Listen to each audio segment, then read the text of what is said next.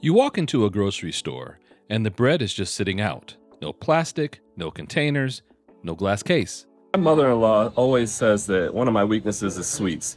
It is. I mean, look at this. Look at that.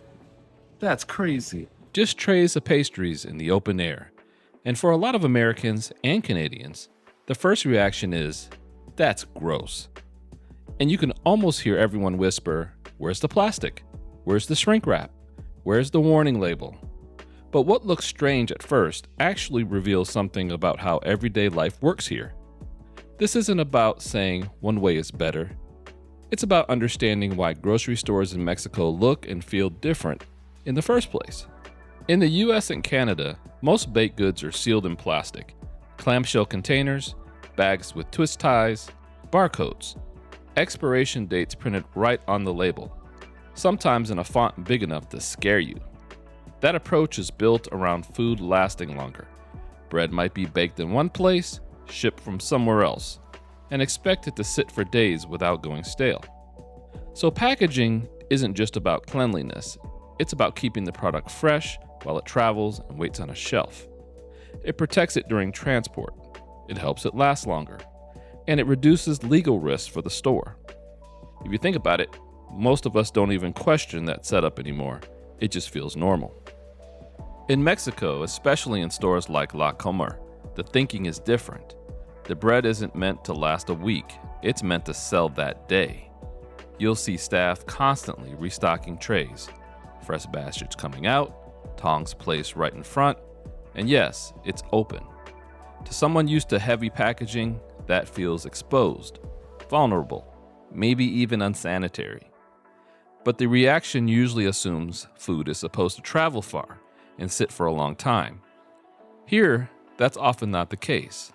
Things move faster. Production happens closer to where it's sold, and people tend to shop in smaller amounts, more often.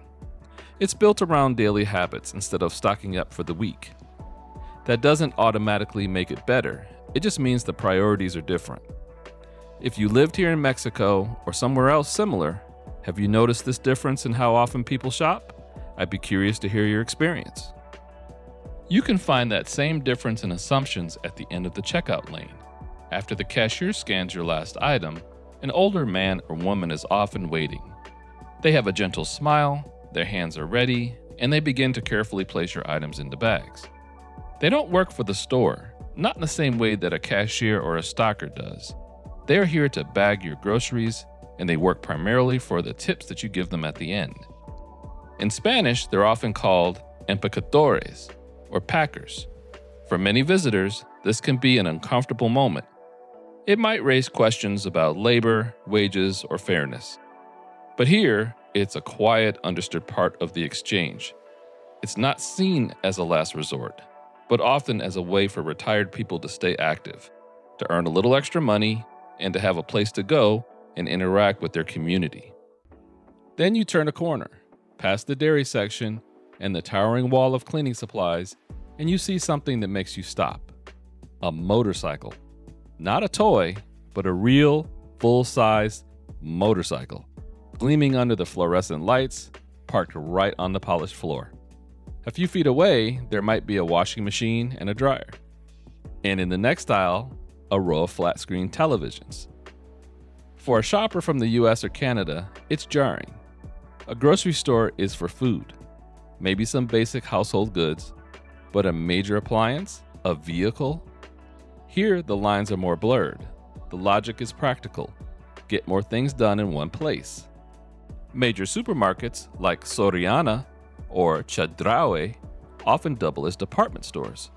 You can do your food shopping, but you can also pay your utility bills, take out cash at the bank kiosk, and maybe even finance that new stove you need. Yes, you heard me right.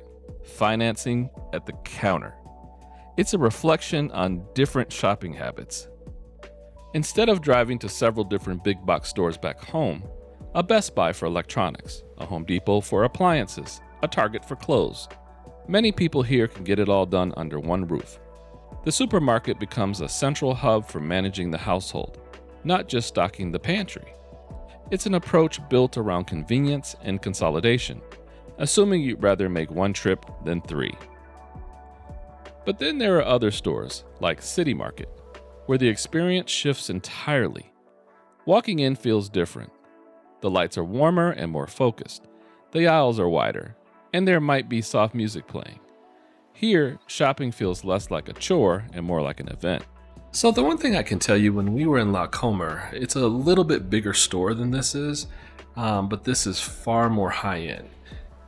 This wine section alone is enormous. Has a lot of different brands from all over the world.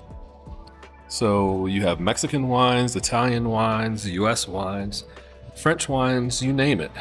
There's often a station for fresh-made crepes or a counter serving artisan coffee. The cheese section looks like something from a European market, with huge wheels of imported cheese and an expert ready to slice you a sample. The produce isn't just stacked in bins, it's arranged in beautiful displays, with gentle mist spraying over the leafy greens to keep them fresh. The prepared food section might have everything from gourmet pizza, made to order, to a high-end sushi bar. This kind of store isn't just about getting what you need for the week, it's about enjoying the process. It's designed to celebrate the pleasure of food itself, turning a weekly errand into a genuinely pleasant afternoon out. It shows that even within one country, there are layers to the grocery experience, serving different needs and desires. And all of this brings us back to those sealed plastic containers. The model common in the United States and Canada is built for a different kind of country, a different scale. Food often has to travel hundreds, even thousands of miles, from a farm in California to a shelf in Toronto, or from a factory in Ohio to a store in Vancouver. That long journey requires protection. The heavy packaging keeps things predictable and uniform. It ensures the apples that you buy in January will look and feel similar to the ones you bought in July. The sealed bags and printed expiration dates are also about legal caution, a guarantee of safety and freshness across a very long and complicated supply chain, from producer to consumer. This approach also fits a lifestyle built around shopping for the week, or even 2 weeks at a time.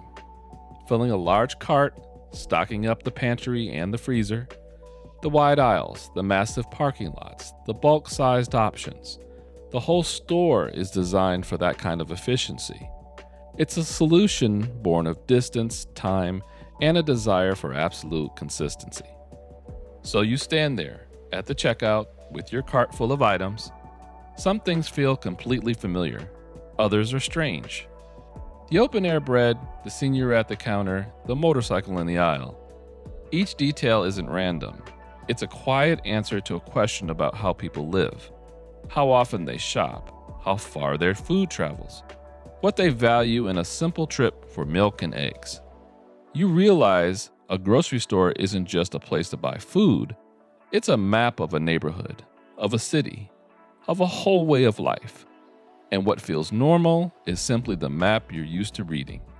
If you enjoy looking at everyday places like this and what they reveal about how we live, consider subscribing. I've got more videos coming that explore the small details most people walk right past.